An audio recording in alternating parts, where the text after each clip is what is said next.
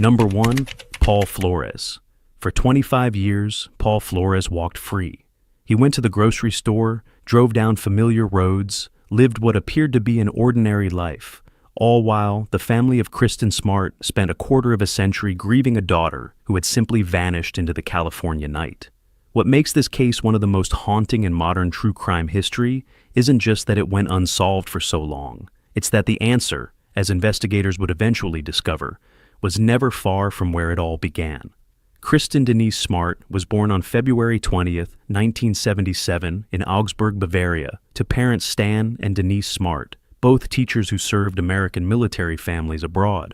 By the time Kristen was a child, the family had settled in Stockton, California, and where she grew into someone her brother Matt later described as an artist, an adventurer, an individual who was just full of life.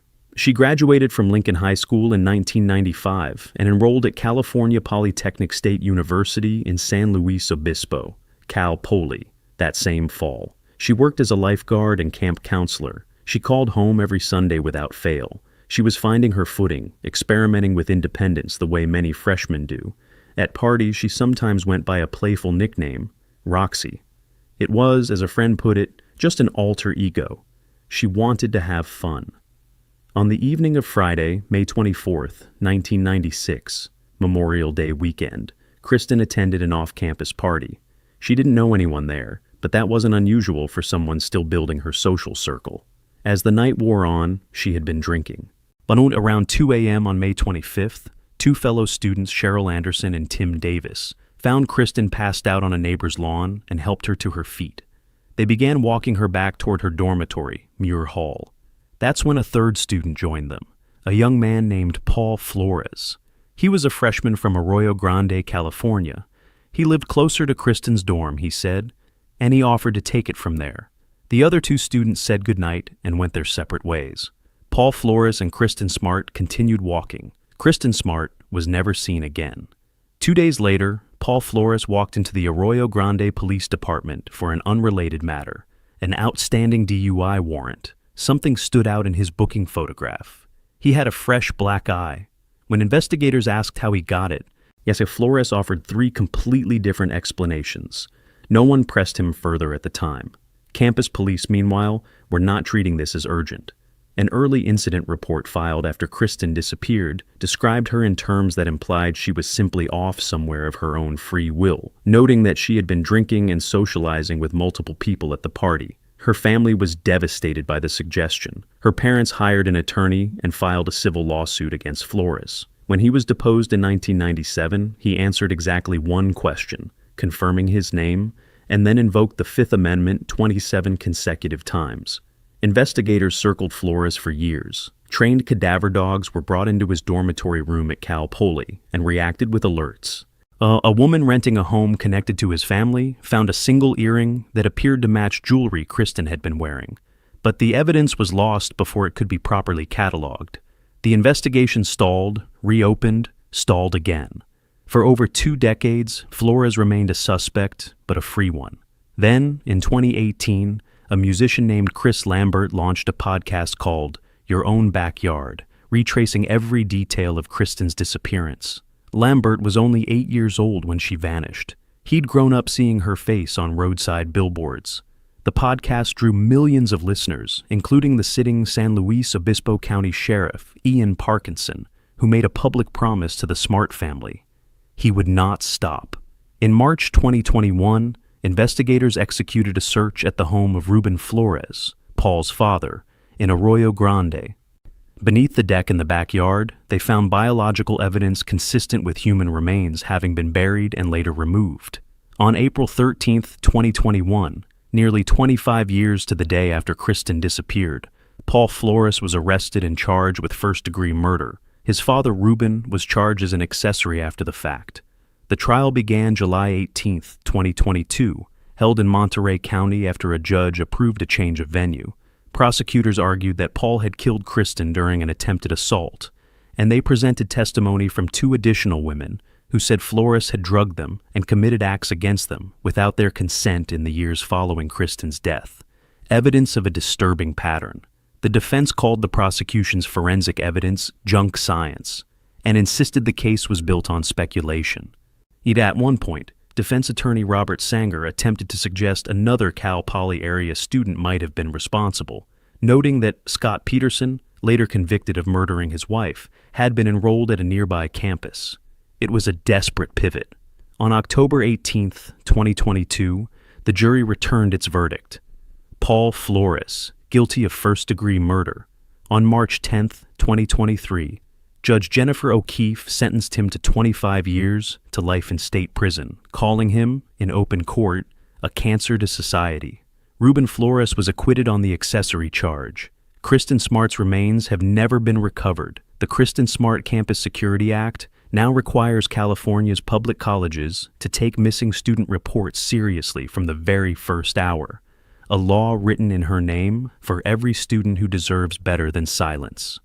25 years of waiting ended in a Monterey County courtroom, but the next case on our list proves that sometimes justice doesn't wait for a trial at all, because the crimes were so monstrous, so documented, and so undeniable that a nation demanded answers long before the gavel ever fell. Number 2. Pearl Fernandez and Izaro Aguirre. Gabriel Fernandez went to school every day with a smile on his face and love in his heart for the people around him. His first-grade teacher, Jennifer Garcia, later told a courtroom that he was the kind of child who liked to help his classmates, who radiated warmth even when the world around him gave him very little reason to. That detail matters, because for the final 8 months of his life, that same child was living inside a nightmare that multiple adults had the power to stop. Yes, and not one of them did. Gabriel Daniel Fernandez was born on February 20th, 2005, in Palmdale, California. Almost from the very beginning, his life was marked by instability. Shortly after his birth, he was placed in the care of his great-uncle, Michael Lemos Carranza, and Carranza's partner, David Martinez. By most accounts, those were stable, loving years. Gabriel was fed, he was safe, and he was cared for. Then, in the autumn of 2012, when Gabriel was 7 years old, his mother, Pearl Fernandez, came back into the picture. She wanted custody, and the system handed him over. Pearl Fernandez had a history of her own struggles, but what the system may not have fully weighed was who she had recently brought into her life. His name was Izaro Aguirre, known to some as Tony, and he had a varied work history that painted two completely contradictory pictures of the same man. He had worked for years at a retirement home in Palmdale, where his supervisor would later describe him in court as gentle and kind, someone the elderly residents adored. Staff gave him a friendly nickname. He changed diapers for people who couldn't care for themselves. By late 2012, he was working as a security guard at a local grocery market. He seemed, by every outward indication, like an ordinary person. But inside the small home on East Avenue Q10 in Palmdale, something profoundly different was happening. From the very first weeks that Gabriel came to live with Pearl and Izaro, the abuse began, and it escalated with terrifying speed. Gabriel's teacher, Jennifer Garcia, noticed the signs almost immediately: bruises, injuries, a child who flinched. She called the child the welfare hotline. Then she called again, and again. Each time she was told a caseworker would look into it. No medical assessments were ever conducted. Social workers who visited the home spoke only with Pearl Fernandez. They never sat alone with Gabriel, never once asked the child directly what was happening behind closed doors. Meanwhile, the abuse documented in court records was staggering in its cruelty. Gabriel was beaten regularly. He was shot with a BB gun. He was burned. He was forced to sleep in a small cabinet, sometimes bound and gagged, while his mother and her boyfriend reportedly laughed nearby. And prosecutors would later argue that one of Aguirre's motivations was a belief that Gabriel was gay, and that he was determined to punish the child for it. About 3 weeks before the end, a security guard at the Department of Public Social Services in Palmdale saw Gabriel walk in with his mother. He immediately noticed the injuries, the burns on the back of the boy's head, some fresh, some healing, bruises across his body, marks that should have triggered an immediate emergency response. The guard tried to report it. His supervisors told him not to, reportedly to avoid overtime. He eventually reached the sheriff's department, who said they would send someone. No one came. On the evening of May 22, 2013, Pearl Fernandez called 911. She said her son wasn't breathing. When paramedics arrived at the home, they found 8-year-old Gabriel naked on the floor, with injuries so severe they were difficult to process. A cracked skull, broken ribs, BB pellets lodged in his body, and signs of profound malnutrition. He was rushed to Antelope Valley Hospital, where doctors declared him brain dead. 2 days later, on May 24, 2013, his body having endured what no child should ever endure, Gabriel Fernandez died at Children's Hospital, Los Angeles. He was 8 years old. Pearl Fernandez and Isauro Aguirre were arrested the very next day and initially charged with abuse and attempted murder. Once Gabriel died, those charges were upgraded to first-degree murder with the special circumstance of intentional murder by torture. The case unraveled with devastating thoroughness, and Gabriel's own sibling testified about the daily reality inside that home. The beatings, the pepper spray aimed at Gabriel's face, the belt buckle, the metal hanger, the forced consumption of things no human being should be made to consume. The testimony was unbearable. And yet, threading through every day of that trial was an equally disturbing question. How did the system fail this child so completely? In 2016, 4 social workers and 2 supervisors were criminally charged with child abuse and falsifying public records. All of them were fired from the Department of Children and Family Services. That part of the story, the institutional failure, the bureaucratic indifference, became the backbone of Netflix's 2026-part documentary series, The Trials of Gabriel Fernandez, which brought the case to a global audience and reignited demands for reform. The charges against the social workers were ultimately dismissed on appeal, a decision that left many feeling that accountability had only gone so far. Inside the courtroom, the 2 defendants took very different paths. In November 2017, after a trial that lasted weeks, a jury found Isauro Aguirre guilty of first-degree murder with the special circumstance of intentional murder by torture, and recommended the death penalty. Pearl Fernandez, facing the same potential sentence, entered a guilty plea in February 2018, admitting to first-degree murder and the torture allegation. In court, she stated that she was sorry, that she wished Gabriel was alive, and that every day she wished she had made different choices. The judge, who had presided over the entire case, was not moved toward leniency. On June 7, 2018, both were sentenced. Pearl Fernandez received life in prison without the possibility of parole. She is currently held at the Central California Women's Facility in Chowchilla. Isauro Aguirre was sentenced to death and currently sits on death row at San Quentin State Prison. He has appealed his conviction, and those proceedings remain ongoing. A later attempt by Pearl Fernandez to have her sentence reconsidered was rejected outright by Judge George Lomeley, who stated plainly that the record of this case established intentional, prolonged torture of a child victim, and that no change in law could undo that reality. Gabriel's case changed California. New legislation was passed to overhaul how the state's child welfare system handles abuse reports, mandates medical follow-up, and tracks children across county lines. It was reform paid for at an unthinkable price. His first-grade teacher, Jennifer Garcia, the woman who called that hotline again and again and could not make anyone listen, said in court that Gabriel's abuse and death would haunt her for the rest of her life. She also said that if Gabriel had survived, he wouldn't have wanted anyone punished, because that, she said, was the kind of person he was.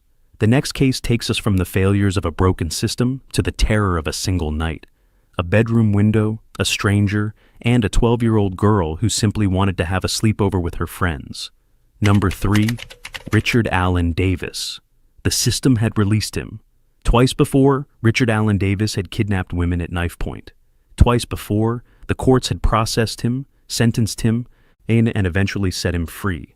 On the night of October 1st, 1993, he was on parole, walking free in the state of California with a criminal record that stretched nearly 2 decades.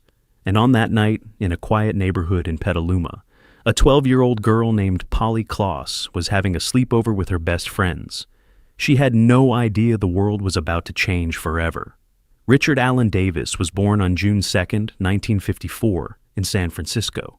His early years were marked by instability, a fractured home, a father who moved the family repeatedly, and little in the way of consistent structure or oversight. By his teenage years, Davis had already begun accumulating brushes with the law. What followed was not a gradual drift toward criminality, but an accelerating pattern with a clear trajectory.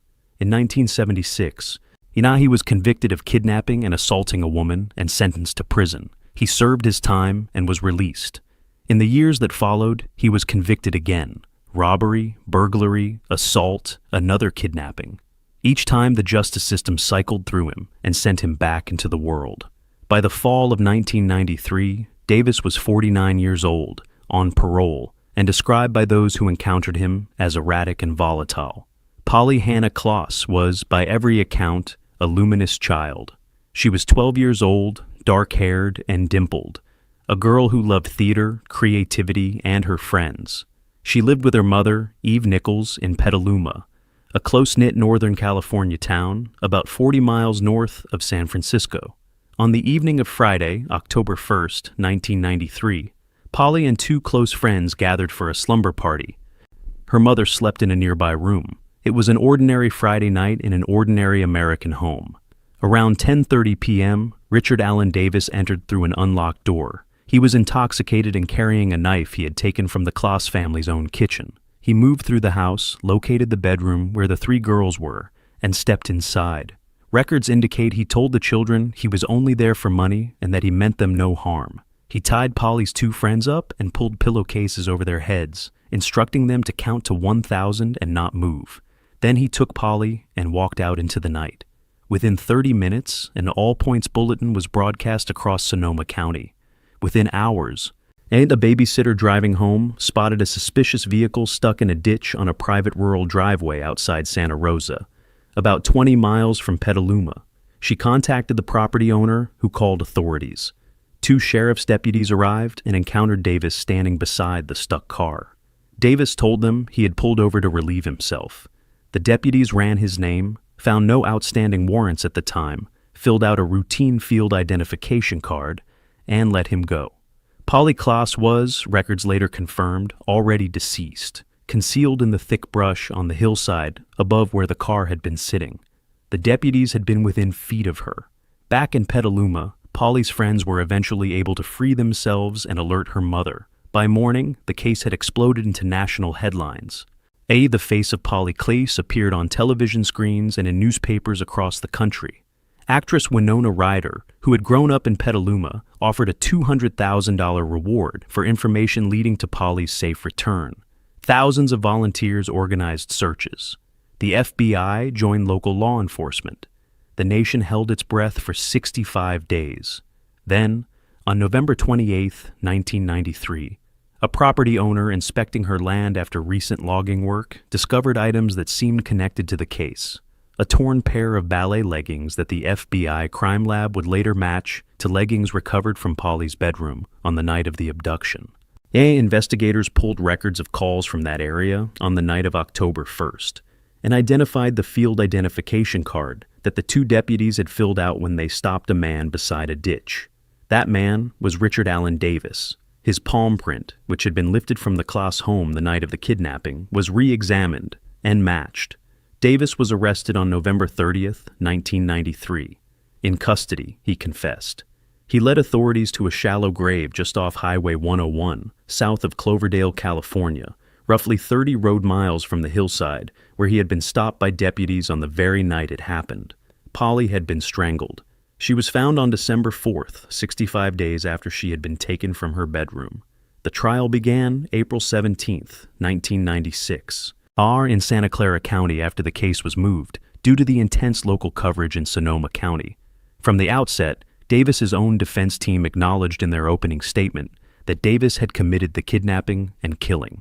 Their strategy was not to deny the crime, but to fight the special circumstances, specifically the allegation of an attempted lewd act on a child, which would determine whether Davis could face the death penalty.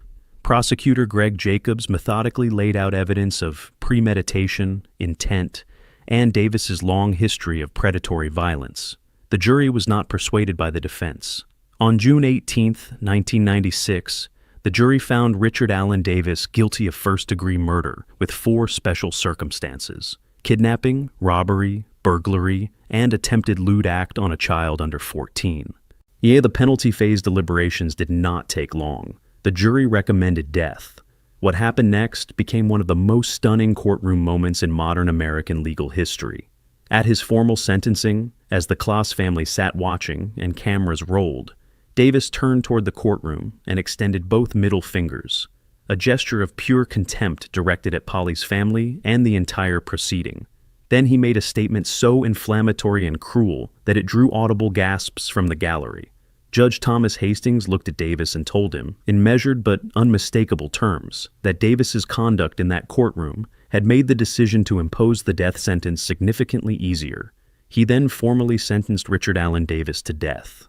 Davis has remained on California's death row ever since, first at San Quentin's Adjustment Center, where he remains as of early 2026. In 2024, his attorneys attempted to leverage recent California sentencing reform legislation to argue for a resentencing hearing. A Santa Clara County judge denied the petition outright, and Polly's father, Mark Klaas, who had spent 3 decades building the Klaas Kids Foundation in his daughter's memory, stood outside the courthouse and told reporters that he hoped, finally, they would never hear from Richard Allen Davis again. Polly's case didn't end in that courtroom. It changed California law. The public outrage over the fact that a twice-convicted kidnapper had been paroled and reoffended fueled the passage of California's 3 strikes law in 1994, legislation that established mandatory longer sentences for repeat violent felons. A law written not in legislative chambers, but in the grief of a nation that had watched a little girl's face on every screen for 65 days and refused to let it happen again.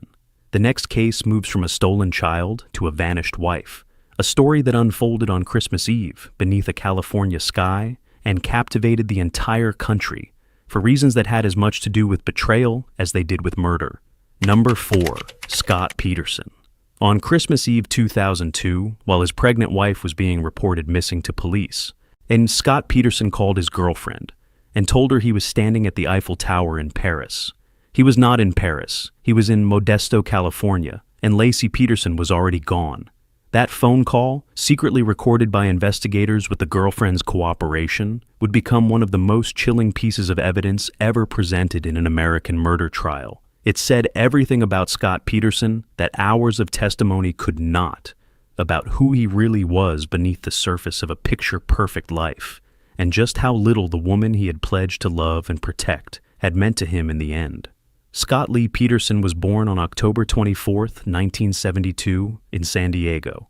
By his early 30s, he appeared to have constructed the kind of life that photographs well. He was handsome, smooth-talking, and socially confident, a fertilizer salesman based in Modesto who had the easy charm of someone accustomed to closing deals. He and Lassie Rocha had met as college students at California Polytechnic State University, and by all outward appearances, their marriage was bright and full of promise. Lacey was warm, vivacious, and deeply loved by the people around her. By the fall of 2002, the couple was expecting their first child, a son they had already named Connor, and preparing to welcome him into the world in February. But in November 2002, roughly a month before Lacey vanished, Scott had begun a relationship with a massage therapist named Amber Frey. He told her he was single. He told her his wife had died earlier that year. He told her he would be spending Christmas alone for the very first time. Meanwhile, in December, he quietly purchased a small fishing boat, secretly, without telling anyone in his or Lacey's family. He had not held a fishing license since 1994.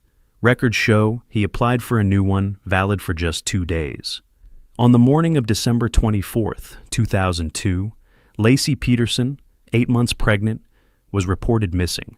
Scott told police he had left the house that morning around 9:30, stopped by his warehouse, and then driven his truck and trailer with that newly purchased boat to the Berkeley Marina to go fishing in San Francisco Bay, roughly 90 miles from home.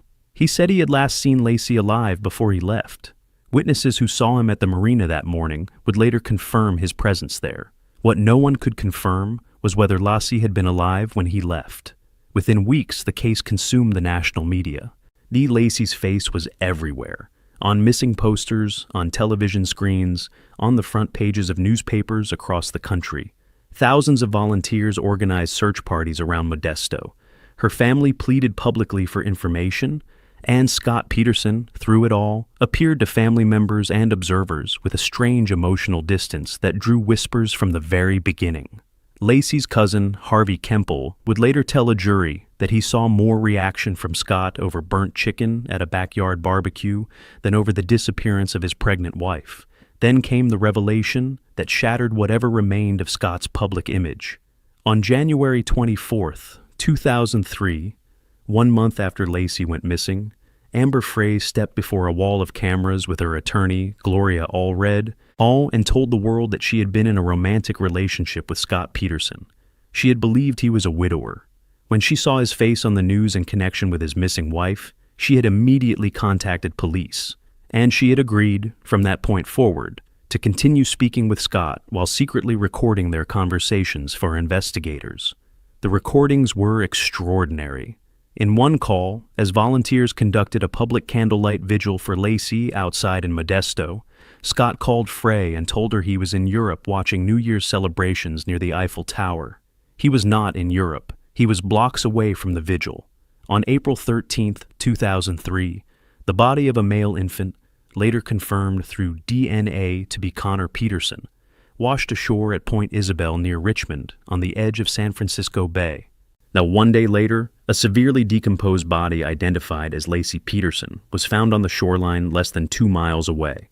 The discovery site was 1 to 2 miles north of where Scott Peterson had reportedly been fishing on Christmas Eve morning. Scott was arrested on April 18, 2003, near the San Diego area, not far from the Mexican border. He had dyed his hair blonde, grown a goatee, and was carrying more than $10,000 in cash, camping gear, multiple cell phones, his brother's driver's license, and his sister's credit card. He pleaded not guilty to 2 counts of murder. The trial that followed became one of the most watched legal proceedings of the early 2000s. It was moved from Modesto to Redwood City in San Mateo County due to the saturation coverage, and cameras were barred from the courtroom, which only seemed to intensify the public hunger for information. Scott retained prominent defense attorney Mark Garagos, known for his high-profile celebrity clientele. Lead prosecutor Rick DiStaso had no murder weapon, no eyewitness, and no forensic evidence placing Scott at the scene of a crime. The case was built almost entirely on circumstantial evidence, and yet it was formidable. Prosecutors presented 174 witnesses over 19 weeks. The secretly recorded phone calls between Scott and Amber Frey were played in their entirety, and they were devastating. The jury heard Scott referring to himself as a widower before Lacey's body had even been found. They heard him lie about his location, his life, and his feelings without a moment's hesitation. They heard the detached, yet calculating voice of a man who had already, in his own mind, moved on. The prosecution argued that Scott's motive was simple. He wanted out of his marriage and impending fatherhood, and he chose the most permanent solution available. Garagos countered with a theory that Lacey had been killed by an unknown person she surprised during a neighborhood burglary, and that his client was being railroaded by media pressure and a biased public. Peterson did not take the stand, but the recordings, the timeline, the secret boat, the hidden relationship, and the flight toward the Mexican border told a story the jury found impossible to disbelieve. On November 12, 2004, 23 months after Lacey Peterson was reported missing on Christmas Eve, and the verdict was read aloud in a hushed Redwood City courtroom while crowds gathered outside. Scott Lee Peterson, guilty of the first-degree murder of Lacey Denise Peterson, and guilty of the second-degree murder of their unborn son, Connor. The crowd outside erupted. Inside, by all accounts, Scott Peterson showed almost nothing. In December 2004, the jury recommended death. On March 16, 2005, Judge Alfred DeLucchi formally sentenced Scott Peterson to death by lethal injection, and he was transferred to San Quentin State Prison. In August 2020, the California Supreme Court overturned the death sentence, not the conviction, citing errors in the jury selection process during the penalty phase.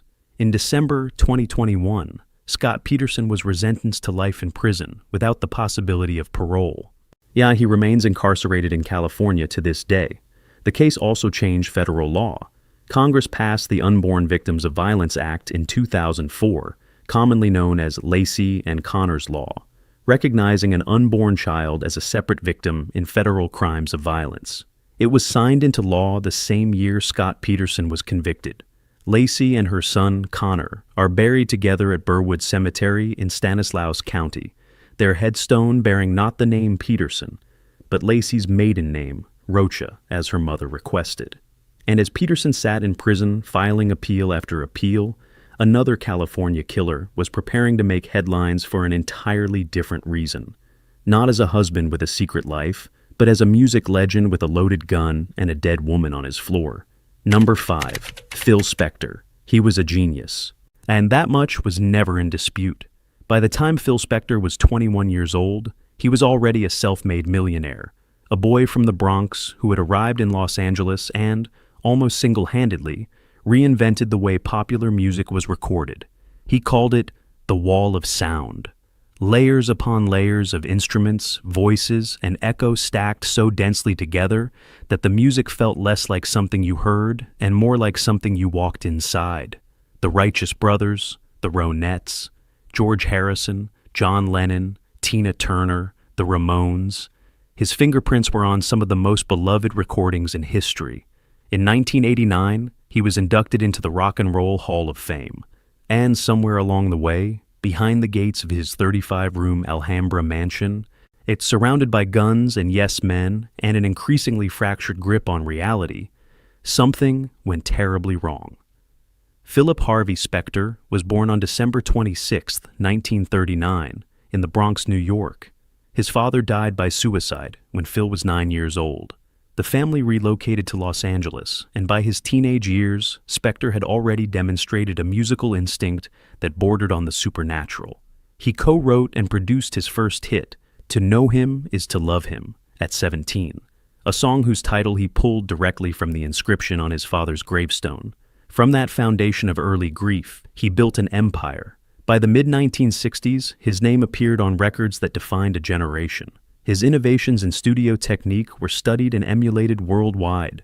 The Beatles, returning from their American tours, absorbed his influence into their own work. He produced their final album. He worked with Lennon on Imagine and Instant Karma. He was, by every professional measure, a legend. But the private Phil Spector existed in a very different world. Accounts from people who worked with him, dated as far back as the 1960s and accelerating through the following decades, described a man who was increasingly paranoid, controlling, and volatile, someone who kept loaded firearms close at hand and did not hesitate to display them when he felt threatened, disrespected, or simply displeased. Multiple women who had spent time with him over the years would later come forward with accounts of guns being pointed at them, guns being brandished as a means of keeping them from leaving, guns used as instruments of power and intimidation. As these incidents never resulted in formal charges, and so Spector continued building his legend and his fortress simultaneously, withdrawing further and further behind the walls of his Alhambra estate, a sprawling Gothic property locales had nicknamed the Pyrenees Castle.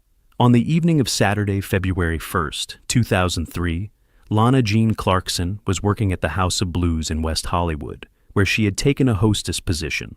Lana was 40 years old, originally from Long Beach, California, a tall and striking woman who had spent her career as an actress and model, earning her most devoted following from a series of action and fantasy films in the 1980s. She had small roles in iconic films like Fast Times at Ridgemont High and Scarface.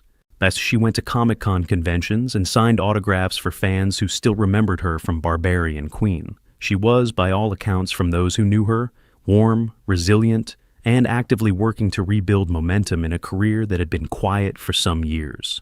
2 days before her death, she and her mother had gone shopping for flat shoes she could wear comfortably on the job. She had told her mother she loved her. She had RSVP'd to a friend's party. She was making plans.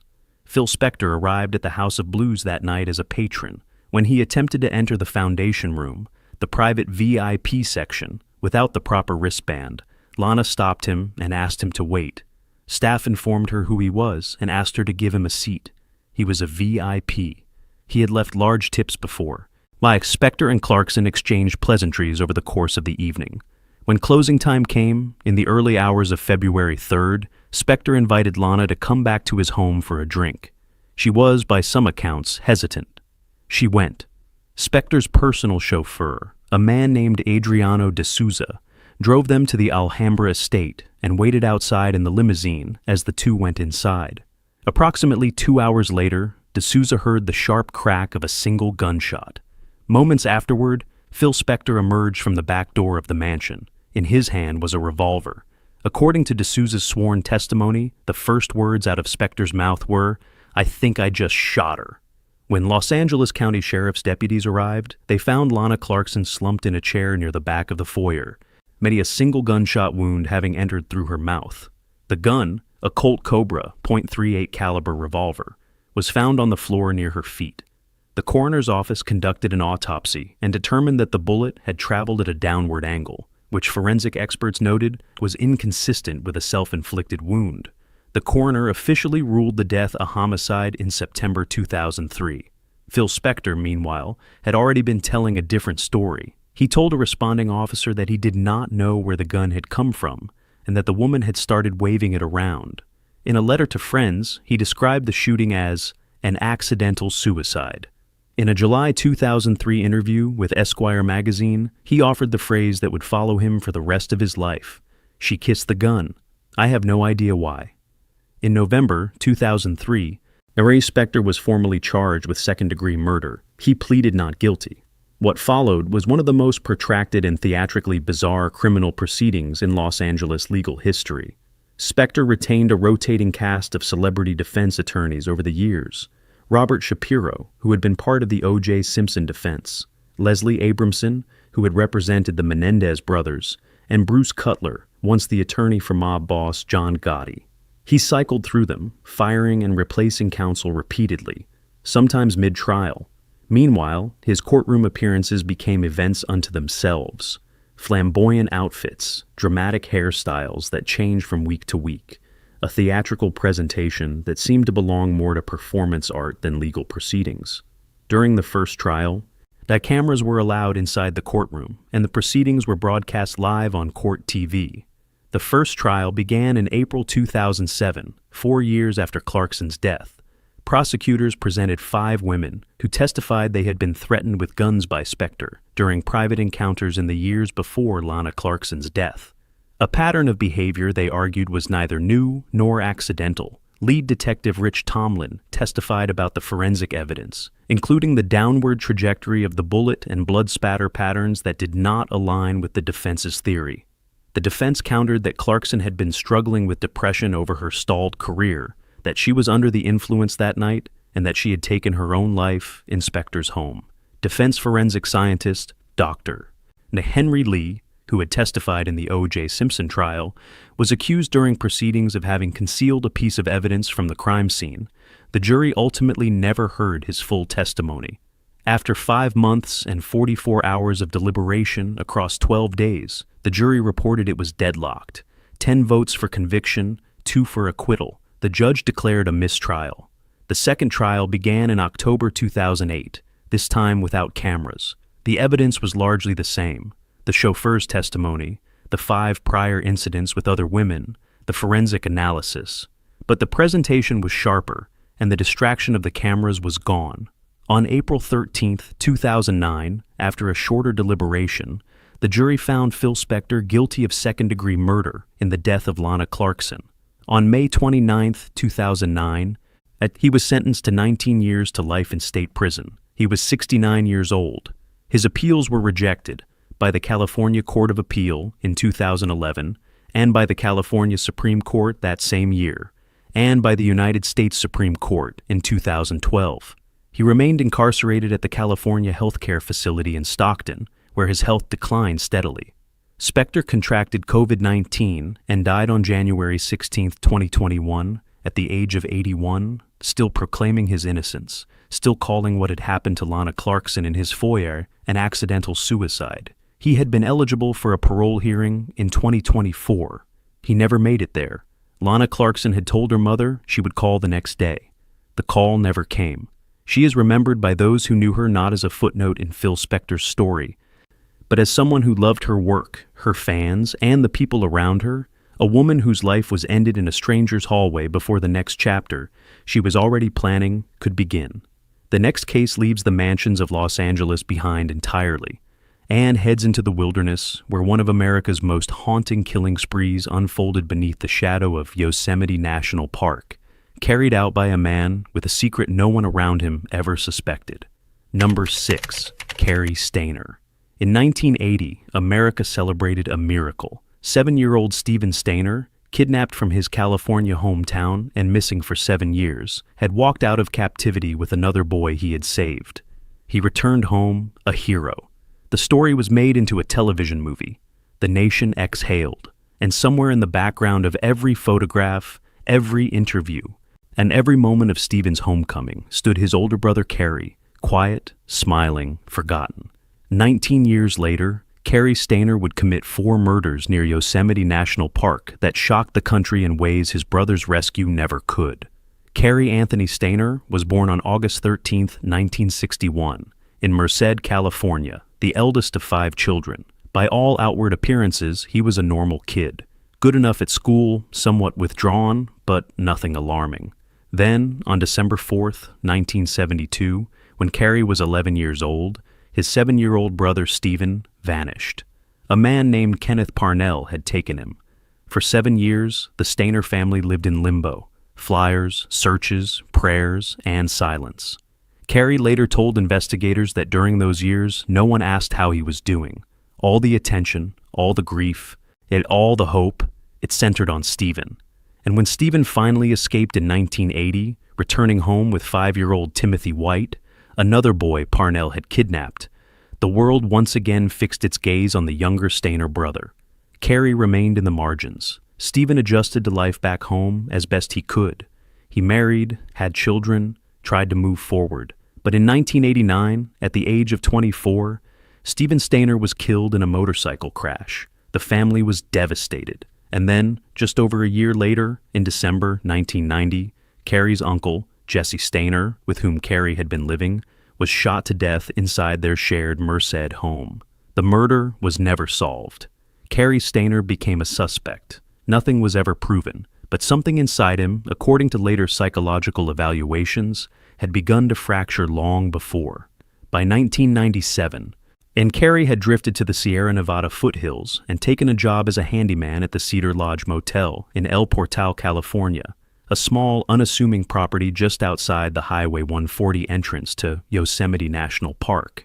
He lived in a small apartment above the motel. He fixed leaks, repaired fences, and kept to himself. People who knew him described him as soft-spoken, polite, even friendly. A woman who had dated him briefly and whose young daughters had adored him said he seemed safe. No one suspected what he had been carrying inside for decades. Cary Stayner would later tell FBI agents that he had been fantasizing about killing women for 30 years, since he was 11 years old.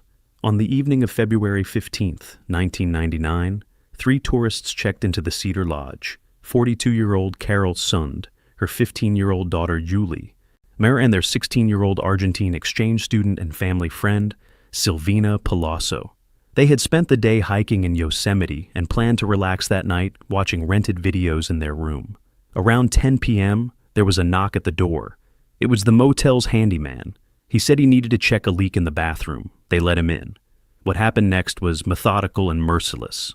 Cary Stayner emerged from the bathroom holding a gun and told the 3 that if they cooperated, he would not hurt them. Then he bound them with duct tape. He strangled Carol Sund. He shot her. He assaulted and shot Silvina Palazzo in that same room.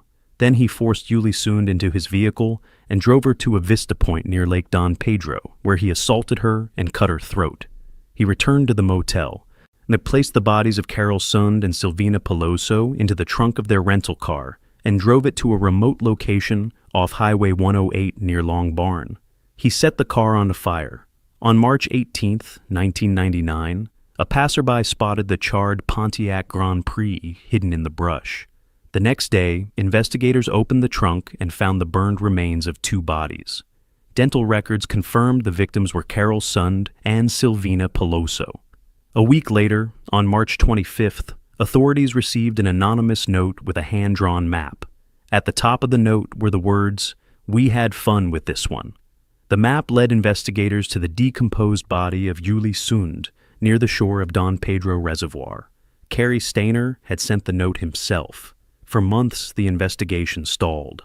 Authorities interviewed employees at Cedar Lodge, including Cary Stayner, but found nothing to raise suspicion. He had no history of violence. He was calm. He had even told investigators a story about his famous younger brother. They let him go. Then, on July 21st, 1999, 26-year-old Joey Ruth Armstrong, a naturalist working for the Yosemite Institute, was at her cabin in Foresta, a remote area within the park boundaries. The next morning, hikers found her decapitated body near a stream. Witnesses reported having seen a pale blue 1972 International Scout parked outside her cabin the day before. Investigators traced the vehicle to Cary Stayner. This time, they did not let him walk away. They searched his truck, questioned him, and warned him not to leave town. He disappeared anyway. On July 24th, 1999, FBI agents tracked him to the Laguna del Sol nudist resort outside Sacramento. They took him into custody. What followed was one of the most chilling confessions in FBI history. Special Agent Jeffrey Rinnick sat down with Stayner over pizza.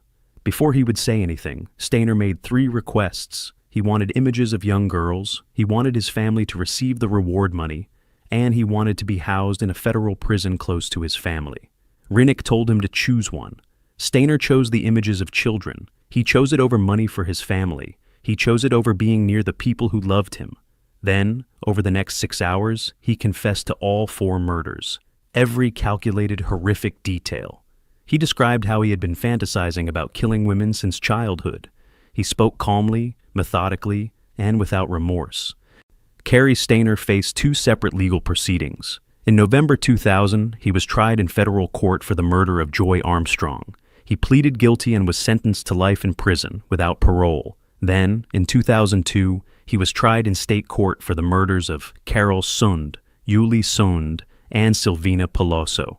His defense argued insanity, citing his traumatic childhood, his brother's kidnapping, and allegations that Stayner himself had been sexually abused by a family member. Prosecutors presented his detailed confession, forensic evidence linking him to the crime scenes, and testimony about his long-standing violent fantasies. On August 26, 2002, after months of testimony, the jury found Cary Stayner guilty of 4 counts of first-degree murder with special circumstances including kidnapping and sexual assault. In December 2002, Nahi was formally sentenced to death. The judge handed down the sentence 3 times, once for each of the victims in the state case. Cary Stayner is currently 63 years old and remains on death row at San Quentin State Prison, the same facility that houses Scott Peterson and other high-profile California killers. In the years since, investigators have looked at Cary Stayner as a possible suspect in at least 5 other unsolved murders across California's Central Valley, dating back to the early 1980s, including the 1982 disappearance of a woman who was last seen near Yosemite and whose remains were identified decades later through DNA. He has never been charged in those cases, but the FBI agent who took his confession believes the 4 confirmed victims are the full extent of his killing. Stayner, the agent noted, that was not particularly efficient. He left evidence. He made mistakes. If there had been more, they likely would have surfaced. The Stayner family tragedy is a story with no winners. A younger brother stolen and traumatized, an older brother whose pain was never addressed, and 4 women whose lives were ended by someone the world had stopped noticing long ago. Cary Stayner once told investigators he felt invisible. By the time anyone truly saw him, it was far too late. But if Cary Stayner's crimes unfolded in the wilderness where few were watching, the next case exploded in plain sight. Broadcast live on every major network, watched by millions, as a former police officer turned the city of Los Angeles into a battlefield and declared war on the department he once served. Number 7, Christopher Dorner. On February 6, 2013, bombed the Los Angeles Police Department did something it almost never does. It issued a public warning, not about a neighborhood, not about a suspect on the loose, but about its own officers. Every cop named in a viral manifesto, every family member connected to them, every friend who had ever worn the badge alongside them, all of them were told to go into hiding. Because somewhere out there in Southern California, heavily armed and trained by the Navy and the LAPD itself, was a man who had declared war.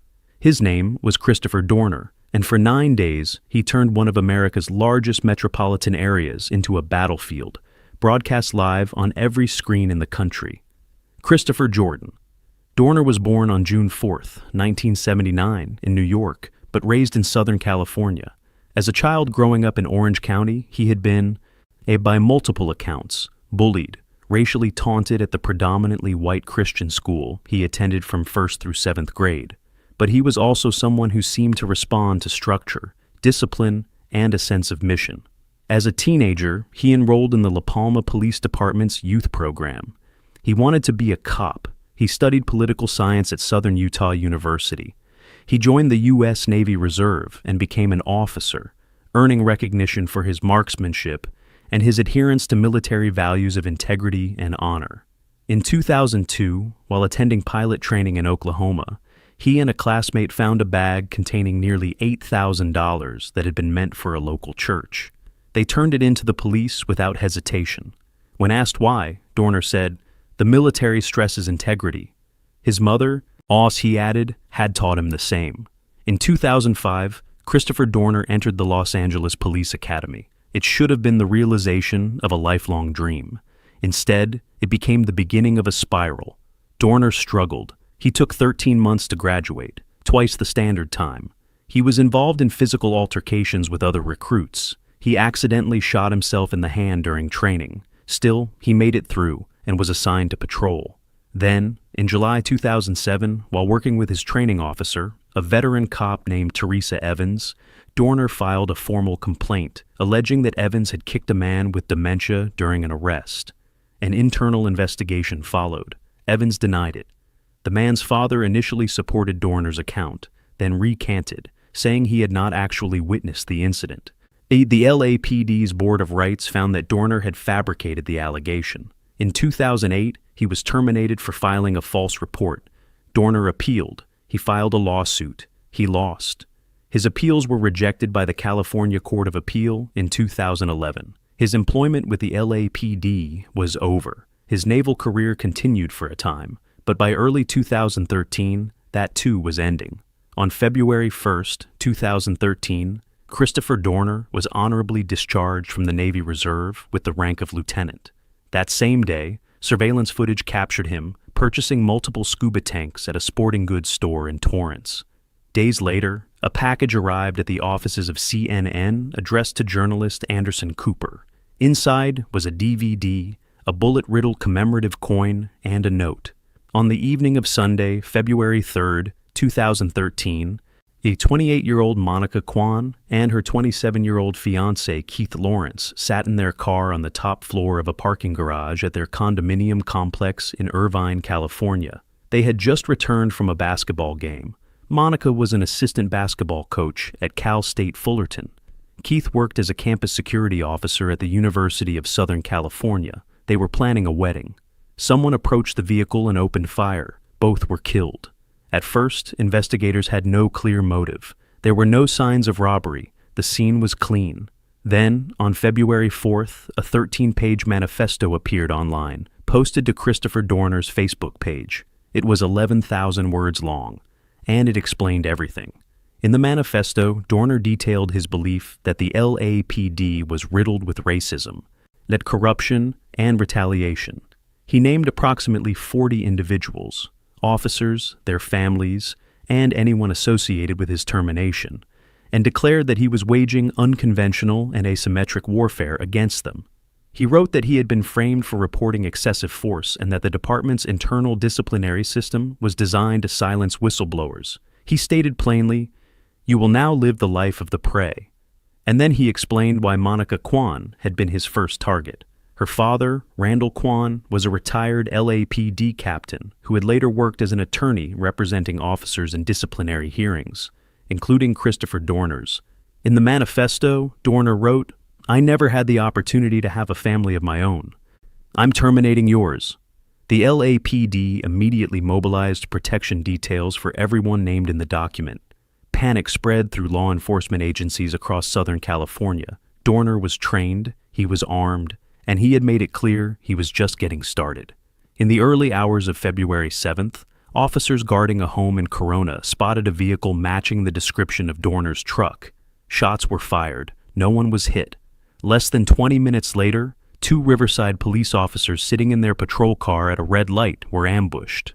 34-year-old Officer Michael Crane was killed. His partner was critically wounded. A witness would later describe seeing a man in camouflage and wraparound goggles, grinning, as he pointed an assault rifle out of a truck window and fired. Within hours, the fear reached a breaking point. LAPD officers protecting a captain's home in Torrance saw a truck that resembled Dorner's vehicle and opened fire from behind. Inside were 2 women, a mother and daughter delivering newspapers in the pre-dawn hours. One was shot twice. The other suffered minor injuries. In a separate incident the same morning, Torrance police rammed another pickup truck and opened fire on the driver. That man, too, was innocent. LAPD Chief Charlie Beck would later call it a tragic case of mistaken identity. The city quickly settled a lawsuit with the 2 women for $4.2 million. Later that day, Dorner's truck was found burned out on a remote fire trail near Big Bear Lake in the San Bernardino Mountains. Hundreds of officers swarmed the area. Schools went into lockdown. Eddie's helicopters equipped with thermal imaging swept the forest. For days, there was nothing. A $1 million reward was offered. Tips poured in from across the country. Anxiety mounted. Some members of the public began expressing support for Dorner online, calling him a whistleblower, a victim of corruption. The LAPD, stung by the criticism, reopened the investigation into Dorner's termination. But the manhunt continued. On the afternoon of February 12th, 9 days into the siege, a couple in Big Bear reported that a man matching Dorner's description had broken into their cabin, tied them up briefly, and stolen their vehicle. Within minutes, law enforcement converged. A pursuit began. It ended at another cabin deep in the forest near Angeles Oaks. Dorner was inside. What followed was broadcast live on television. Hundreds of officers surrounded the structure. Gunfire erupted. San Bernardino County Sheriff's Detective Jeremiah McKay, age 35, was shot and killed. Another deputy was wounded. Authorities deployed tear gas. Then, at some point during the standoff, the cabin caught fire. Whether it was ignited by the tear gas canisters, by Dorner himself, or by some other means remains disputed. The structure burned rapidly. A single gunshot was heard from inside. The fire consumed everything. By the time it was safe to enter, the cabin was a charred skeleton. On February 14th, 2013, dental records confirmed that the remains found inside belonged to Christopher Dorner. He had died from a self-inflicted gunshot wound to the head. In total, Dorner killed 4 people: Monica Kwan, Keith Lawrence, Officer Michael Crane, and Detective Jeremiah McKay, and wounded several others. His 9-day rampage paralyzed Southern California, triggered a national conversation about racism and accountability within the LAPD, and exposed serious questions about the use of force by officers during the manhunt itself.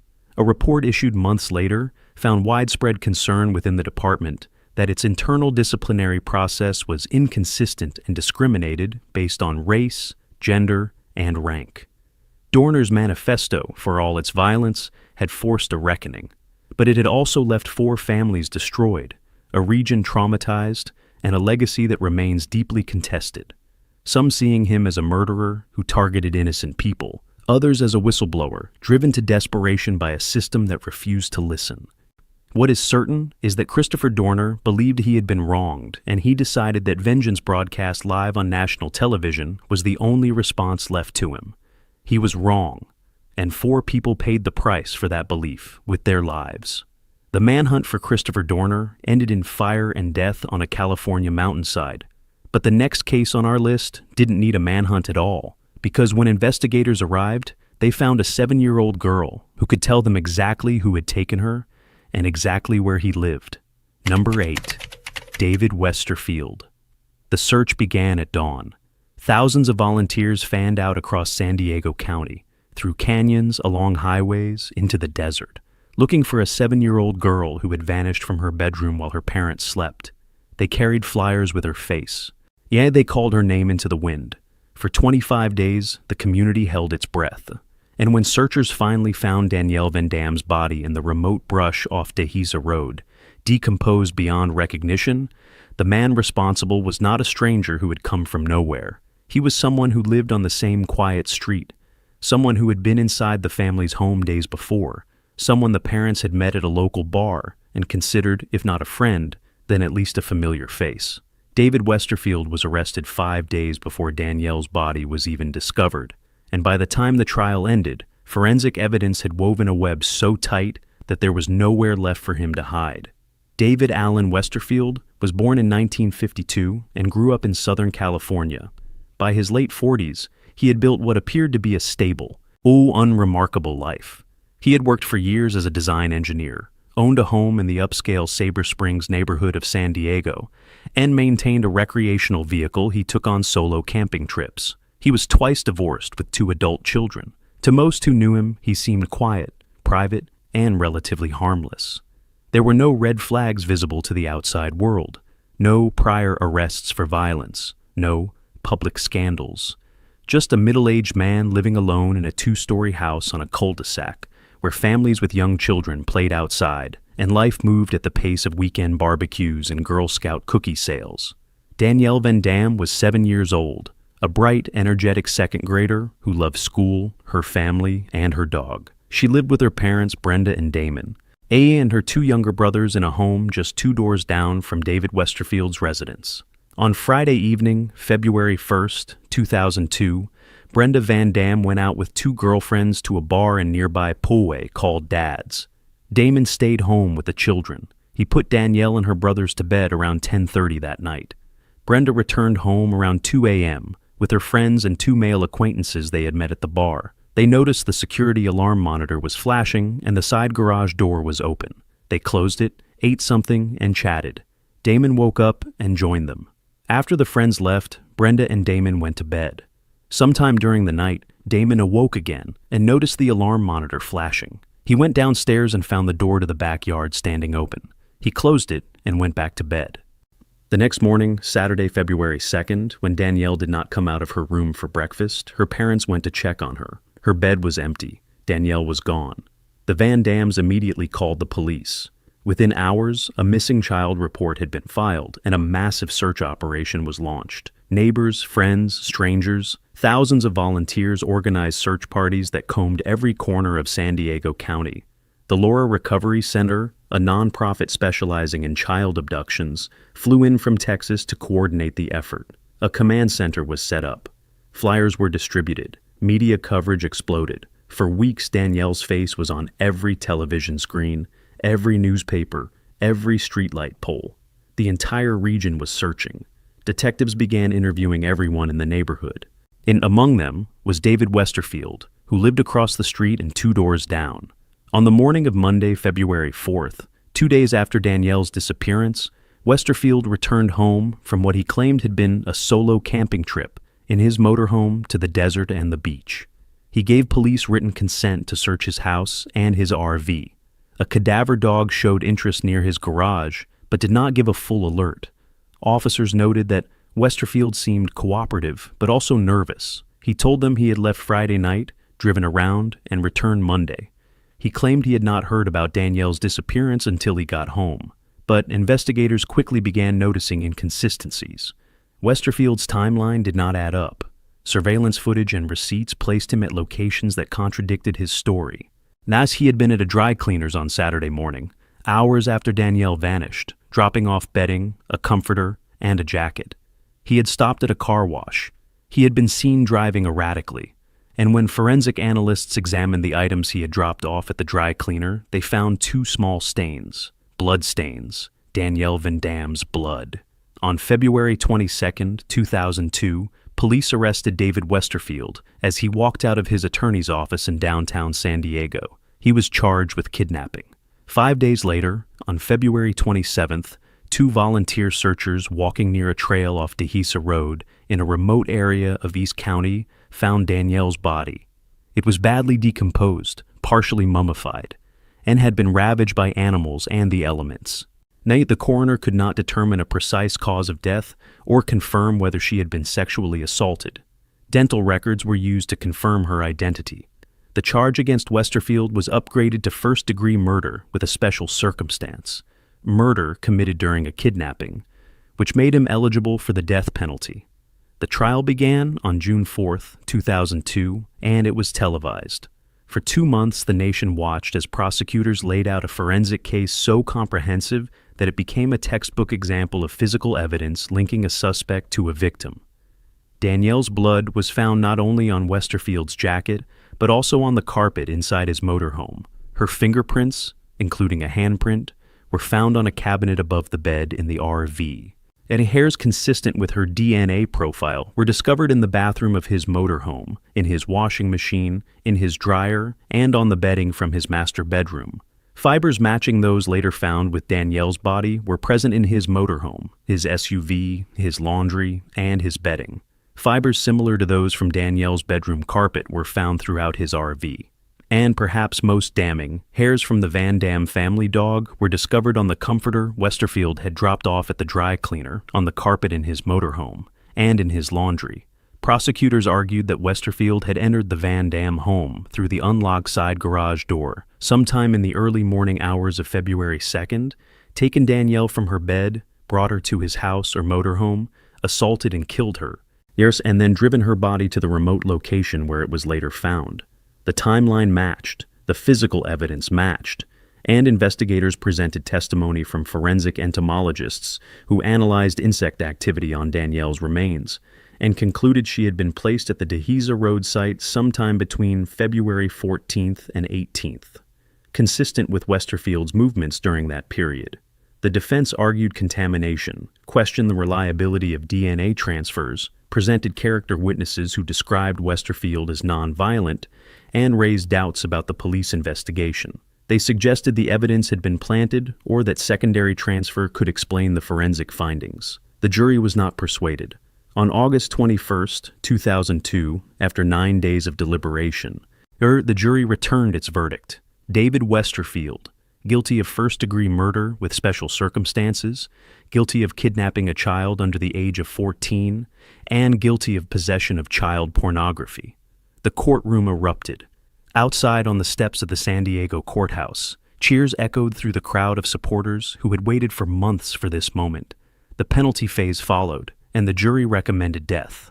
On January 3, 2003, Judge William Mudd formally sentenced David Westerfield to death by lethal injection. Westerfield was sent to death row at San Quentin State Prison. He appealed.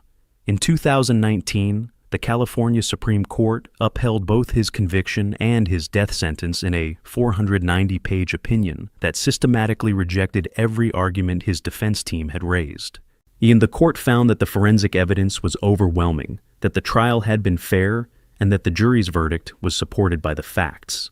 In 2024, as California continued its moratorium on executions, Westerfield, now 72 years old, was transferred off death row and moved to High Desert State Prison, where he remains incarcerated.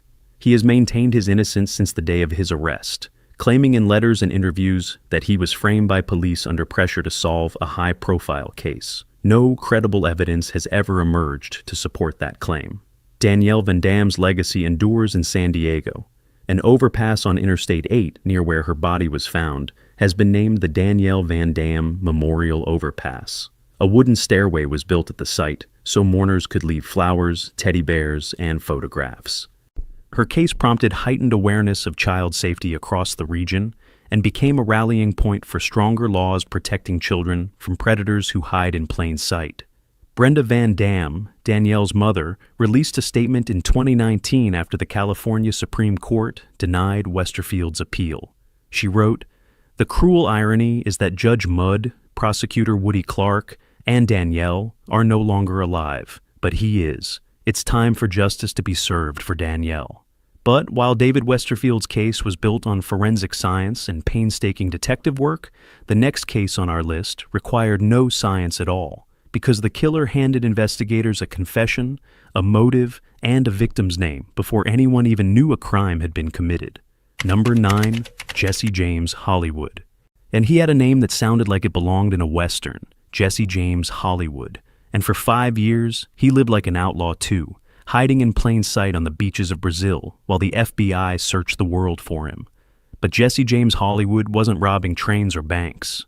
He was a 20-year-old mid-level marijuana dealer from the San Fernando Valley who made one impulsive, catastrophic decision on a Sunday afternoon in August 2000.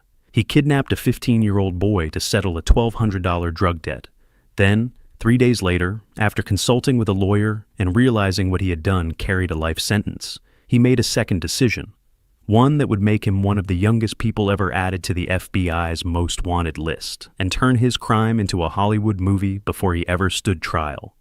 Jesse James Hollywood was born on January 28, 1980, and raised in West Hills, an affluent neighborhood in the western San Fernando Valley region of Los Angeles. As a child, he played in a junior baseball league and attended private school at Pinecrest in Woodland Hills. He was bright, athletic, and came from money. He had a best friend from another well-off family, and together they fashioned themselves into a duo they called the Pros, spray painting the nickname on their baggy jeans in a style that was trendy at the time. Nothing about his childhood suggested violence or tragedy, but by his late teens, Hollywood had drifted into dealing drugs, primarily marijuana, and had recruited a crew of former high school friends to help him distribute. Among them was a young man named Benjamin Markowitz, who had been a close friend. It's someone Hollywood had exercised with at a Malibu gym and played baseball alongside as a kid. By the summer of 2000, Ben Markowitz owed Jesse James Hollywood $1,200 for drugs. It wasn't an enormous sum, but Hollywood was insistent. He wanted his money. Ben was evasive, confrontational, and according to later testimony, had allegedly poisoned Hollywood's dog and broken a window at his house. The tension escalated. On Sunday, August 6, 2000, Hollywood decided it was time to confront Ben directly. He gathered a crew, including Jesse Ruggie and William Skidmore, and drove through the neighborhood looking for him.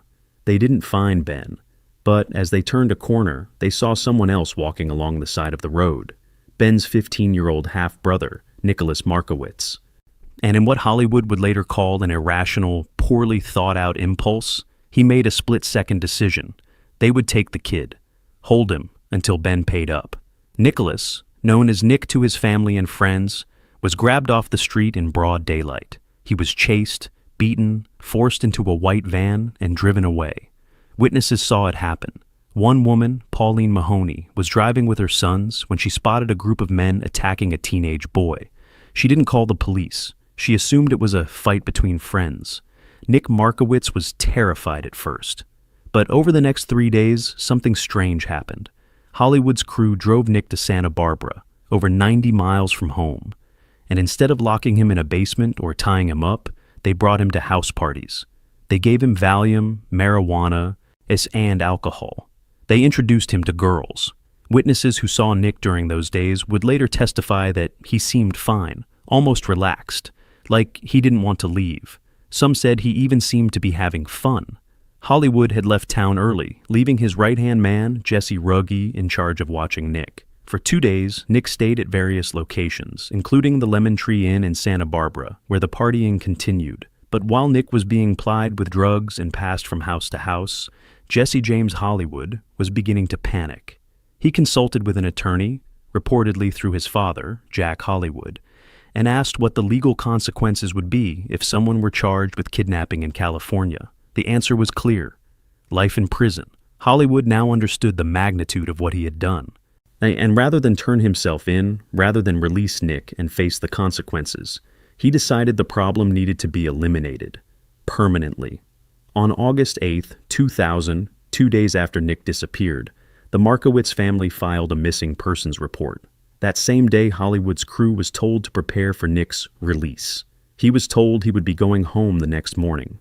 Instead, on the evening of August 9th, a young man named Ryan Hoyt arrived at the Lemon Tree Inn. Hoyt was another low-level associate who owed Hollywood money for drugs. Hollywood had allegedly offered him a deal: kill Nick Markowitz, and the debt would be erased. Some accounts suggest Hollywood offered Hoyt $2,000. Others say it was simply the forgiveness of what he owed. Either way, Hoyt agreed. Hoyt drove Nick and 3 others to the Los Padres National Forest and stopped at a remote campsite area known as Lizard's Mouth in the mountains above Santa Barbara. As the group climbed the trail, Nick was told they were going to smoke marijuana and hang out. Then, without warning, one of the men struck Nick in the head with a shovel, knocking him into a shallow grave that had been dug earlier that day. Ryan Hoyt raised a Tech 9 semi-automatic handgun, a weapon Hollywood had provided, and fired 9 shots into Nick's chest and abdomen. Nick Markowitz died instantly. He was 15 years old. The group covered the body with dirt and leaves and left. According to police interviews, Jesse Ruggu became physically ill. Ryan Hoyt just stared. 4 days later, on August 13th, hikers following a foul odor discovered Nick's body. On August 16th, 2000, police arrested 4 suspects in connection with the murder. Jesse James Hollywood was not among them. He had already fled. For the next 5 years, Hollywood lived as a fugitive, eventually making his way to Brazil, where he settled in the small coastal town of Saquarema. He used fake identification, blended into the beach community, and tried to disappear. But in March 2005, after being featured on the television show America's Most Wanted, a tip led Brazilian authorities to his location. He was arrested and extradited back to the United States. At the time of his capture, he was one of the youngest people ever to appear on the FBI's Most Wanted list. Hollywood's trial began in May 2009, nearly 9 years after Nick's murder. The case had already attracted enormous media attention, not only because of the crime itself, but because in 2006, director Nick Cassavetes had released Alpha Dog, a fictionalized film starring Bruce Willis, Justin Timberlake, and Emile Hirsch that dramatized the events leading up to Nick's death. The character, Johnny Truelove, was based on Jesse James Hollywood. Hollywood's defense attorney argued that his client could not receive a fair trial because of the movie and the pretrial publicity. The judge was unmoved. During the trial, prosecutors presented testimony from more than a dozen witnesses, including members of Hollywood's own crew. Casey Sheehan testified that Hollywood had told him over dinner at an Outback steakhouse that the situation with Nick had been taken care of. Graham Presley, who had been 17 at the time and had helped dig the grave, testified that Jesse Ruggi told him Hollywood had offered $2,000 to kill Nick. Hollywood took the stand in his own defense and denied ordering the murder. He claimed Ryan Hoyt had acted on his own, out of fear that Ben Markowitz would find out about the kidnapping. He said he was stunned when Hoyt told him what had happened. The jury did not believe him. On July 8, 2009, after 4 days of deliberation, Jesse James Hollywood was convicted of first-degree murder, kidnapping, and being a principal in a murder committed during a kidnapping, a special circumstance that made him eligible for the death penalty. During the penalty phase, both Hollywood's mother and Nick's mother, Susan Markowitz, took the stand. Susan said she was comfortable with whatever the jury decided. On July 15, 2009, the jury recommended life in prison without the possibility of parole instead of death.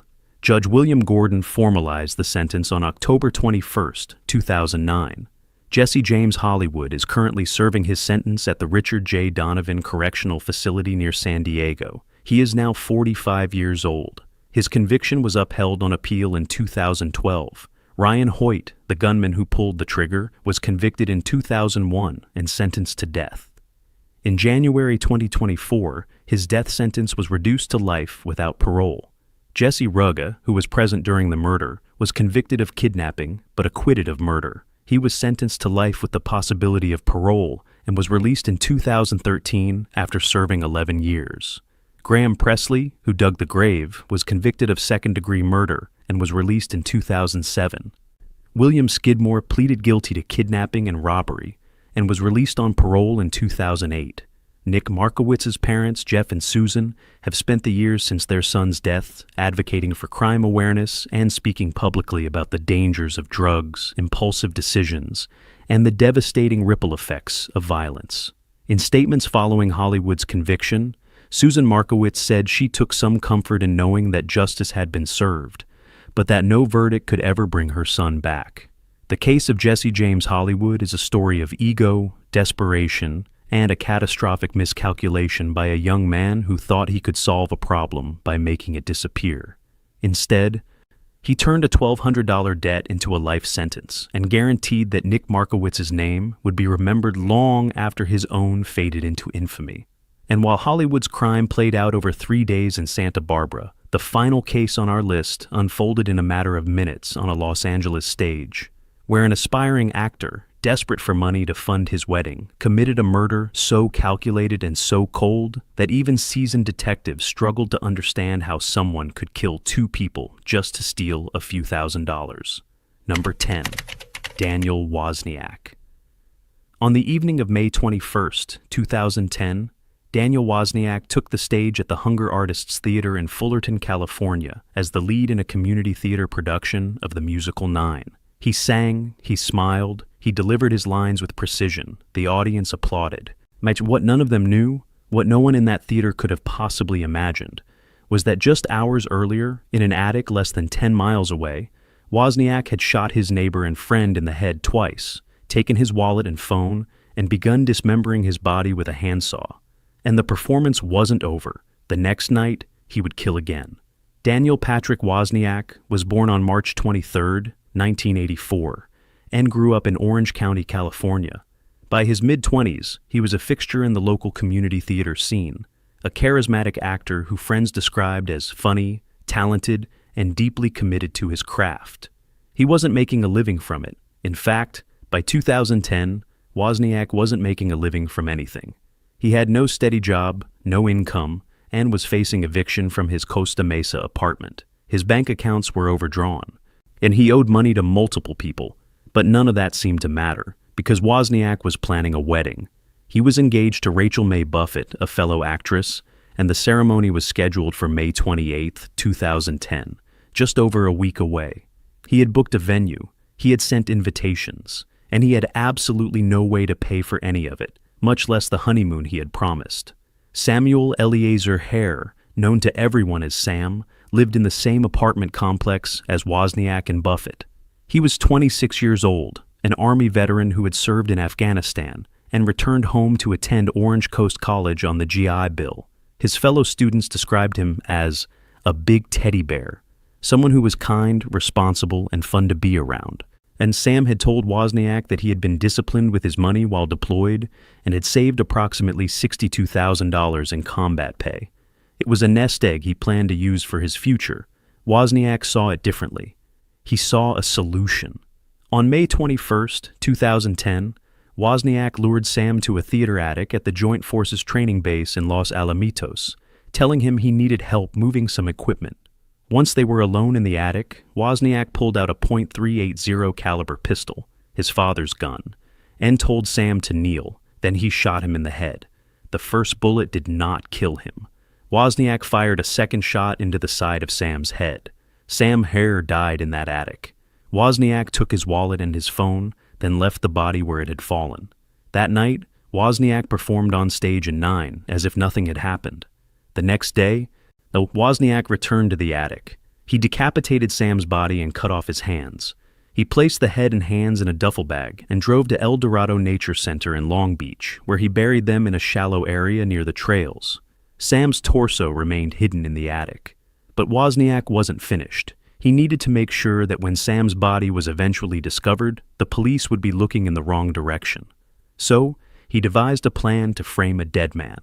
Using Sam's cell phone, Wozniak sent a series of text messages to jury Julie Kibuishi, a 23-year-old college student and dancer at the Orange County School of the Arts who had been tutoring Sam.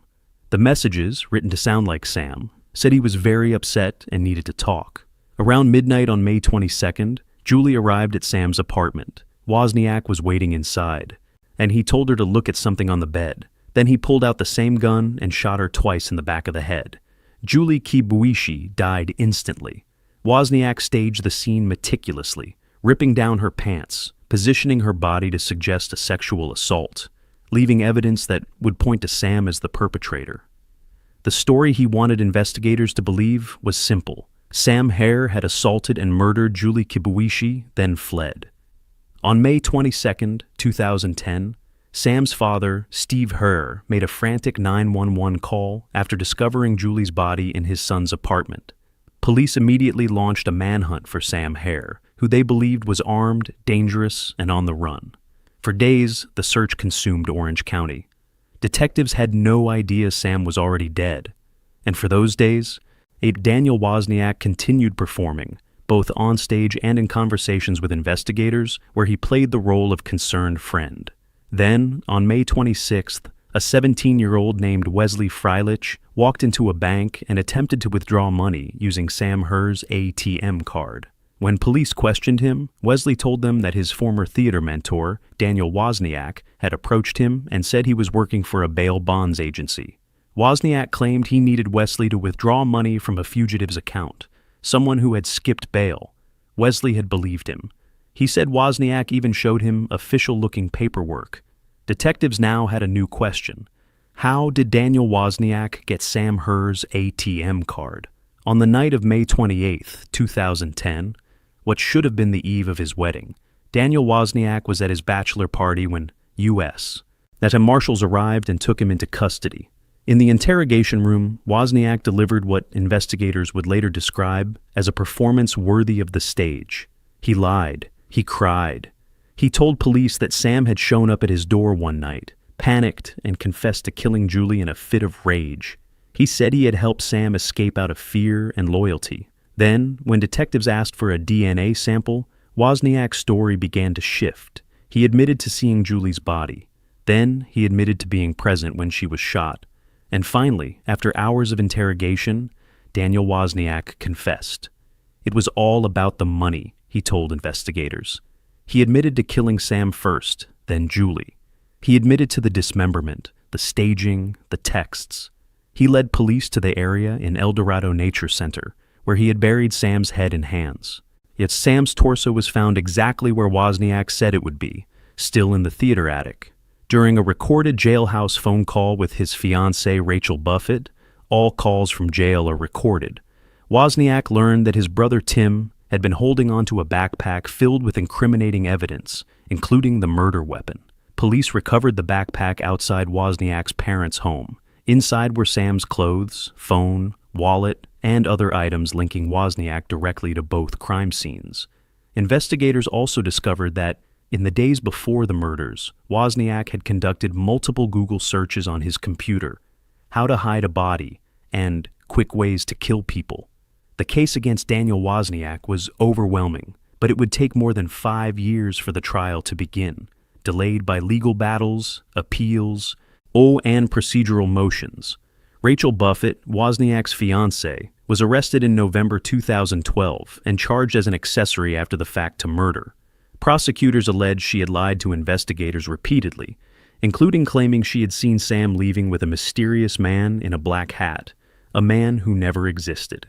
In September 2018, after insisting for years that she had been duped by Dan and had no knowledge of his crimes, Buffett was convicted on 2 counts of accessory after the fact and sentenced to 32 months in prison. She was released in 2019.